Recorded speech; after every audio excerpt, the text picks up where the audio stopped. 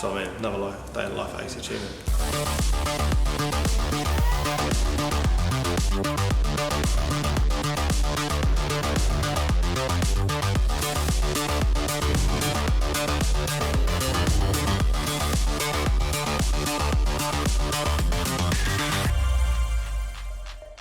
How's it going, guys? So today we're doing a dyno checklist video, which basically goes through some of the things you need to check before bringing your car in for a dyno tuning session. Jump straight into the first thing, which is fuel.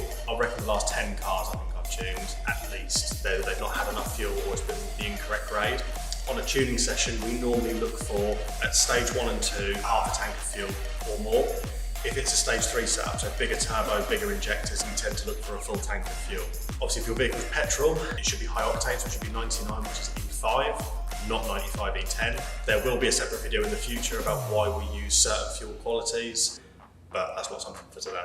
But like I said, that is the first thing, is make sure you've got enough fuel and it's also the correct grade. Is leaks. This is another thing we see a lot of. Fluid leaks, oil, coolant, gearbox oil, so your main vital fluids. Air system leaks is another common one. Obviously, we appreciate people, or most people don't have smoke testers, so you won't be able to do this. If you're unsure, book it in. Another thing to also bear in mind is that your exhaust is gas tight, especially with petrol engines. Exhaust leak before the lambda sensor, that will affect AFR readings. It's another thing that we do see a lot of. Following on from that will be vital fluids.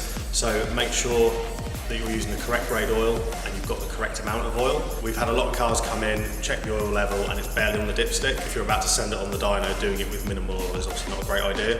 Wheel alignment is the next thing, is making sure that your alignment is correct. A lot of the time, if you've had a lot of work done, you've changed suspension components, you will need the alignment doing. We have also had issues, especially on our previous dyno, where the alignment is quite far out and then the car move around in the rollers.